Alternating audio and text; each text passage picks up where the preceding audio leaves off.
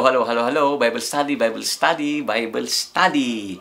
Ang talong major gift from God nga inted na kinya tayo nga kayat ko nga i-share kinya tayo nga may nga mang-gauge siyan tayo saan na tayo sa ating Panginoon in our journey. And these three major gifts from God na ibinigay niya sa atin, I'd like to start reading to us, share to us. Diyan ay ibagbagan iti 1 Corinthians, okay? Chapter 12. Dagitoy gifts or talent nga inted ni Apo Diyos kinya tayo, area of excellence tayo. These are natural gifts nga inted na since birth kat idi na nagkristyano no na born again ti maysa nga tao. Kumustaan tayo dagiti nga gift? Paano ba natin ito nagagamit sa Panginoon or nagagamit ba siya sa Panginoon? Stagnant ba siya o lalo pa siyang nagiging sharp sa kanyang pagsiserve sa ating Panginoon? So, that is number one. Pangalawa is yung ibinigay niyang physical nating katawan. This physical body, that cute nga daytoy, this is actually gift from God na ibinigay sa atin na paano natin ito nagagamit in line doon sa kanyang purpose, sa kanyang kagustuhan. At pangatlo is yung ating bansa. This is actually a gift from the Lord na ibinigay niya na sinasabi ng Acts chapter 17 na from one man he made every nation of men and he determined the time set for them and the exact places where they should live. Tatlong area po ito or giftings na ibinigay ng Lord sa atin. Regalo po ito ng libre na mabalin tayo nga mang-gauge-an, mabalin tayo nga mang-kitaan, mang-sukatan, saan na ba tayo as we do our journey, spiritual journey with the Lord, kumusta dagitoy nga inted ni Apo Diyos itibiyag tayo. Okay? First, I'd like to share to us dijay kuna na iti 1 Corinthians 12. 1 Corinthians chapter 12, sabi po rito na the body is a unit. Though it is made up of many parts, and though all its parts are many, they form one body. So it is with Christ. For we were all baptized by one Spirit into one body, whether Jews or Greeks, slave or free. We were all given one Spirit to drink. Kat kunana, verse 18, God has arranged the parts in the body, every one of them, just as He wanted them to be. Okay? Ang mga gift pala na yan, in the natural, kung titignan natin ito, sabi niya, ang katawan ay iisa, pero maraming part, maraming, ada ti lapayag, ada ti mata, ada ti saka, nga may sa daytoy nga bagi. Pasit amin ti bagi. Kat kunana ni Apo Diyos tinang i-arrange ng design, ng author, ng ordain, no sino ti lapayag, no sino ti mata. And i-explain na ditoy nga maragsakan ni Apo Diyos no dagitoy nga pasit ti bagi kat ag-function da ijay purpose nga nakaaramidan da. Okay? Same thing with our giftings. You know, as believer, as sons and daughters of the living God, hindi pa ho tayo pinapanganak, meron na hong iniisip, meron na hong inilagay ang Diyos sa atin nga giftings. Okay? At ini-explain ng Corinthians na ito at ini-explain ng yung kabuuan ng salita ng Panginoon na ang mga giftings na yan, ang mga regalong yan, ang mga sagot nga dagita, mayat kuma nga maaramat da, nga pasut ti panag-serve tayo ti Apo. Saan ba tayo magaling? Nalaing tayo nga agkanta, nalaing tayo nga agsurat, nalaing tayo nga mangted, at every time na ginagawa natin ito, we are enjoying it, na hindi tayo nagsasawang ginagawa, dapat lang. At from time to time, we need to revisit those giftings, kasi nga may mga Kristiyano na pagdaan ng konting panahon, mukhang hindi na nila ginagawa or ginagamit yung mga gift na yan na ibinigay ng Lord. Ayaw na nilang magpagamit sa Panginoon. And dito ho sa scripture, makita natin dito in the book of Matthew chapter 25, makita tayo ito'y nga no adda dagito'y gift nga ininvest ni Apo Diyos kinyatayo, na unang-una kaya niya ibinigay sa atin yan because He trusts us na sana yung mga gift na yan magamit natin for His glory. Nalaing tayong instrument, agkanta,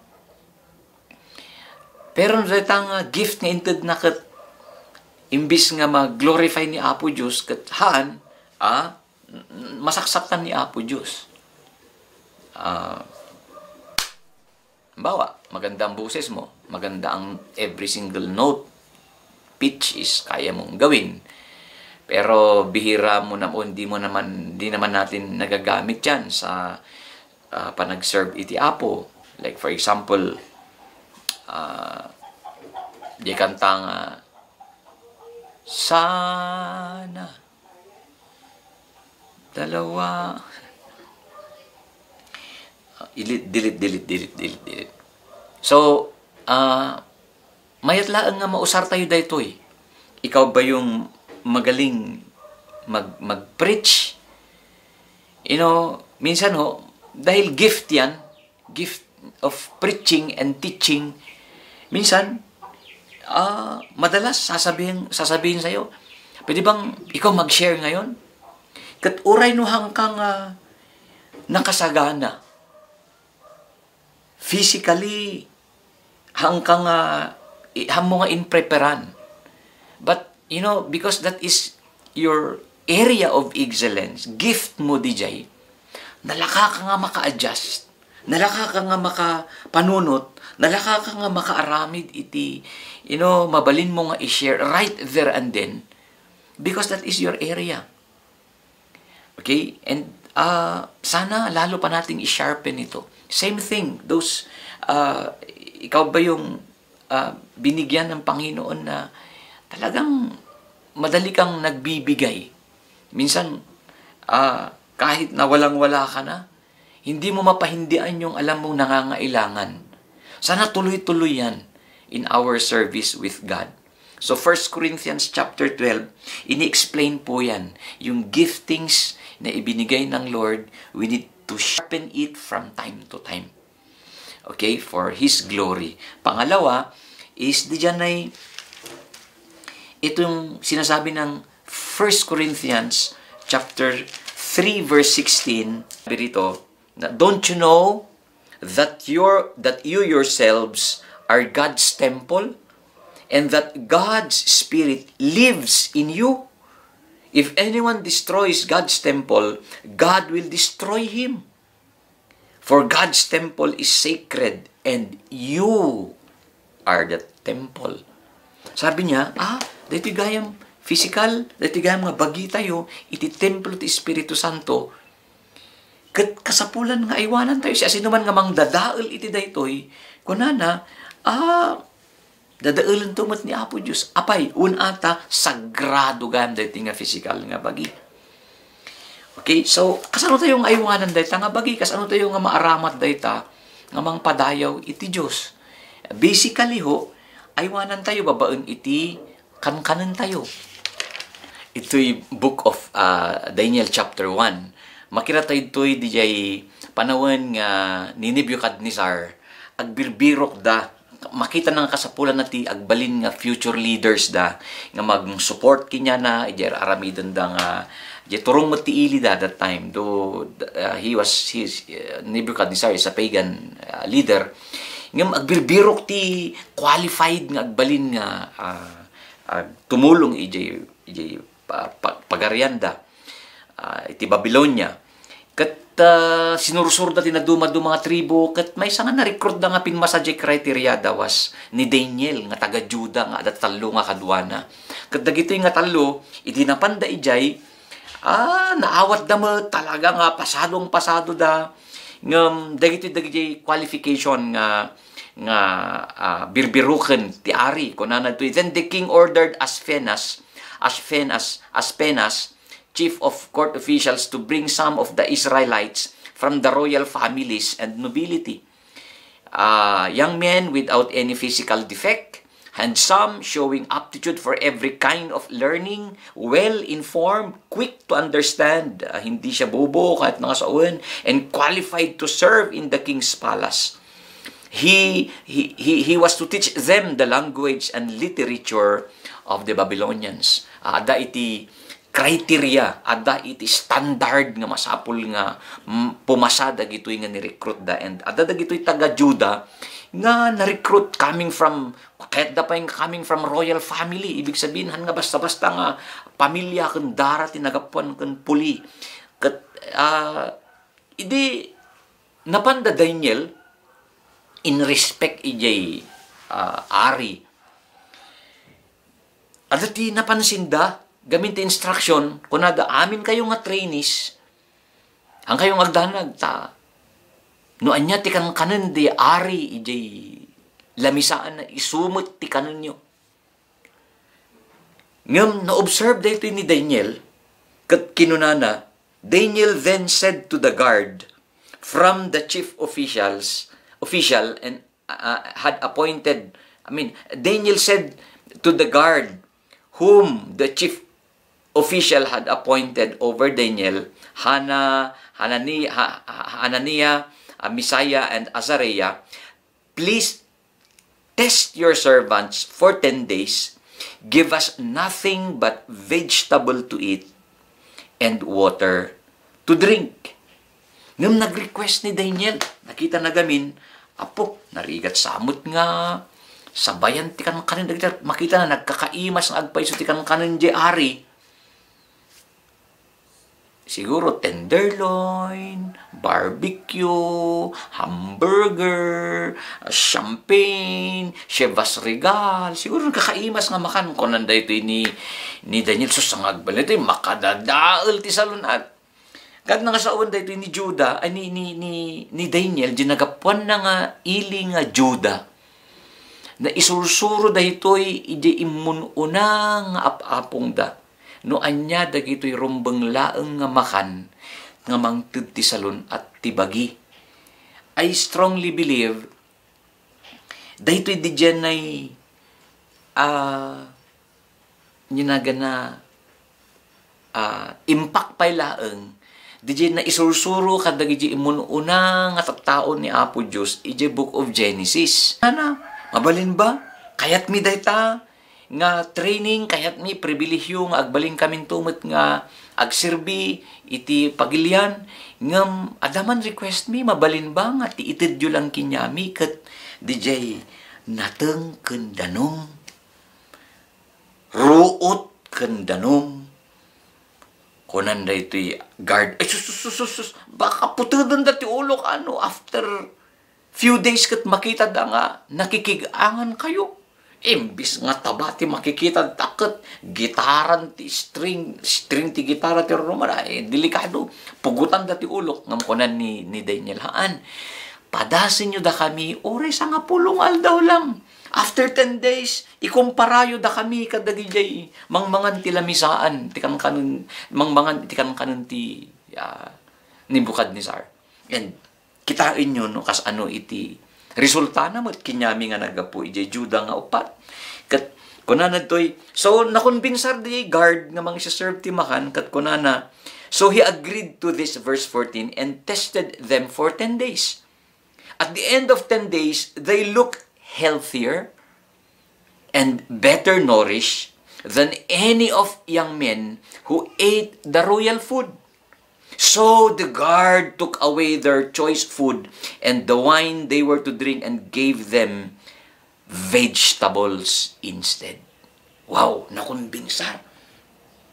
And so, mabalim niyo pa nga ituloy nga basaan di at papababangam. Tiket ko nga makilata ito'y part di pa nang take care tayo iti physical bodies tayo as part of our worship to the Lord is anya ba dagito'y rumbeng nga ipaunag dito nga physical nga bagi. You know, in the natural, ti lugan, no na-design dahi nga gasolina, han mo nga karkargaan ti krudo. Kas dahi mat diyan na-design nga krudo nga lugan, han mo nga karkargaan ti gasolina. You know, for a while, umandar dahi ta for few meters. Ngam haan nga bumayag kung nanti termino dagiti mekaniko agkatok to dayta nga lugan nga makina gamin at dating kabil mo nga haan nga na design para dita. Same thing with our physical bodies. This body enzymes, natural nga enzymes ti in design ni Apo Diyos para dito nga salun ti bagito tapno na salun at iso nga titaw idi Genesis 1, 2, 3, 4, 5 chapter 6 amin dagitoy dagat vegetarian. Di tatao idi awan ti sabali nga kinkinanda iso nga nuhaan nga vegetable, fruits, mula. And so ato tinakaabot ti 500, 600, 700 ni Matuselas 900 and plus 96, 60-90 taon na naabot ni Matusela. Mai katalo is DJ sagot ng inted ni Apo Diyos nga ili tayo, nasyon tayo. We need to take care of this nation nga inted ni Apo Diyos kanya tayo. Datayo nga Filipino, you know, aywanan tayo is ili tayo nga Pilipinas. You know, han nga na iran nga iti pinaraswan ni Apo Diyos iti America in design na for the Americans. Iti pinaraswan na ti Japan, inintend na perfect place for the Japanese people. Iti pinaraswan na iti Middle East, pinaraswan na data perfect data for the Arab people. Kastamot iti other nation like Korea, perfect data for the Koreans. Philippines, perfect for the Filipinos. Kat dagiti nga lugar ing kabil na amin, dagitoy kasapulan dita nga lugar nga perfect para kada gito'y umili nga iniapo Diyos matlaang tinangikabil. Okay? And ado da gito'y pamuspusan tayo nga mabalin tayo nga mai-contribute tapno daytoy nga inted na met nga lugar uno diso daga nga pagdayawan tayo, pangibkasan tayo, may isa nga expression ti ayat tayo iti Diyos is aladan tayo daytoy babaen ti kararag. That's why in the book of Timothy I'd like to read chapter 2. Di kunana ditoy nga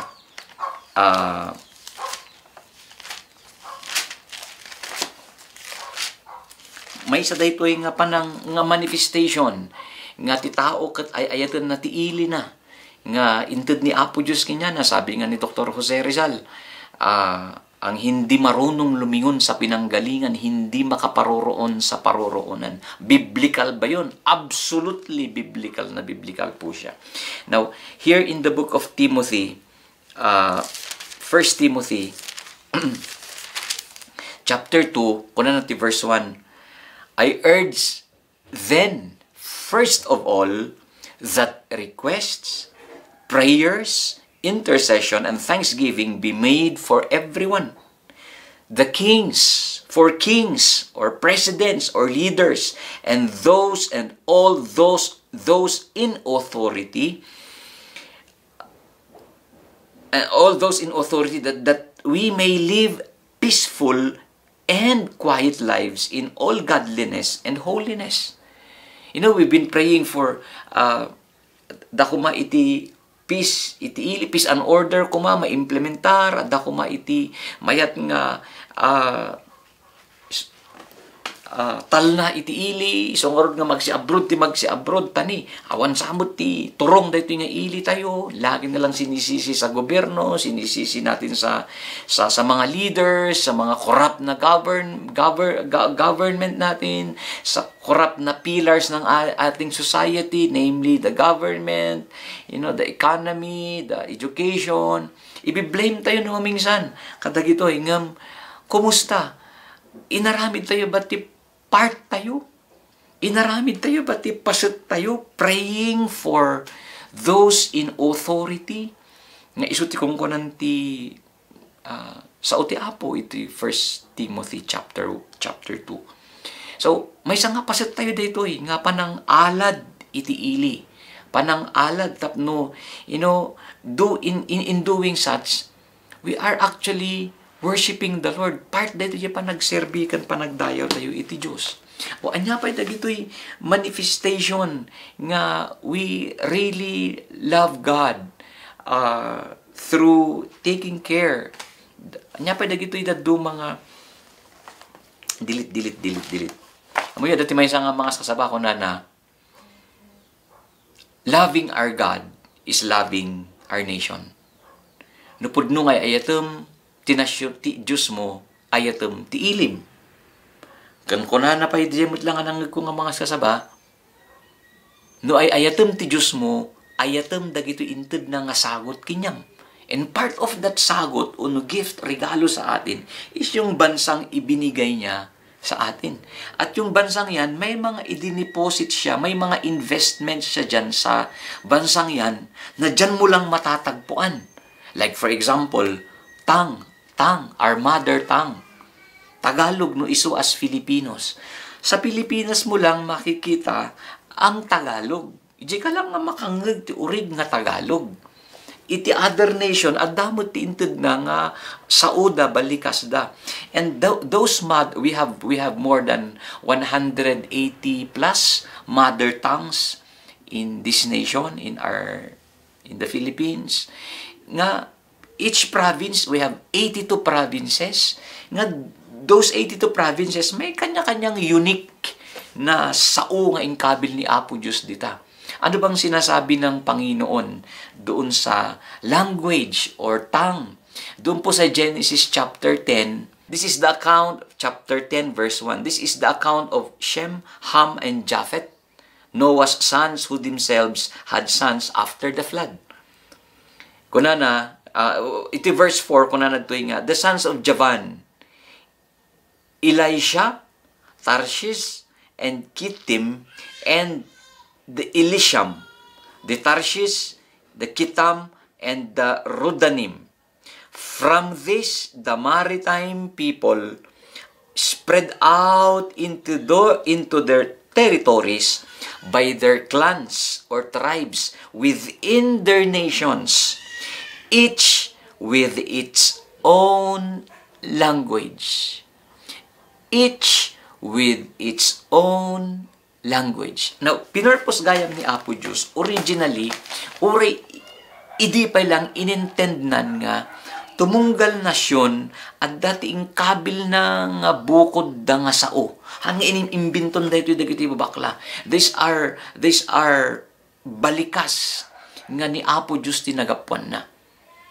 Kat the very purpose of that is tapno adda usaran dagitoy nga umili iti panagdayaw da iti Dios.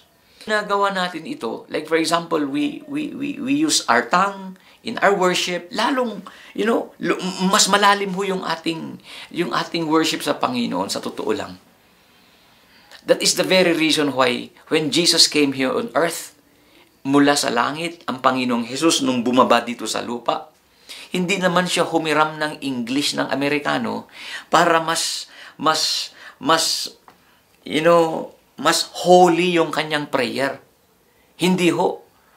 Nung pumunta siya dito sa lupa, ili nga nagapuan na nga Israel, nga tisao dakat Aramaic, Hebrew, dijay mo tisao na. Haan nga masapol nga agbulod, tapno, agbaling nga na santuan ti prayer na. But di bukod na nga sao nga inted ti Ama, ijay mismo nga daga, nga naipas ngayon na, isumot din naging sa una. Same thing with us. Hindi ho natin sinasabing masama ang gumamit ng banyagang salita. But you see, may purpose ang Lord kung bakit may kanya-kanya tayong dialect. At yung dialect na yan, every nation, bawat bansa, binigyan niya ng kanya-kanyang tongue, nga the original intent of that is for worship. So, pasit dahito di pa ng ayuan tayo, tiili tayo.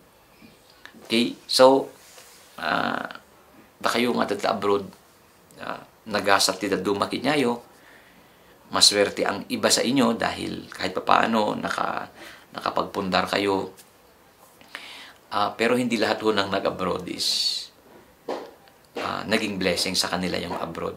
Financially, maybe masasabi natin meron sila, but yung iba dyan is mas malaki yung naging problema dahil pag uwi naging addict yung anak, pag uwi wala na yung asawa, naging dilema, naging sabali yung iti partner da.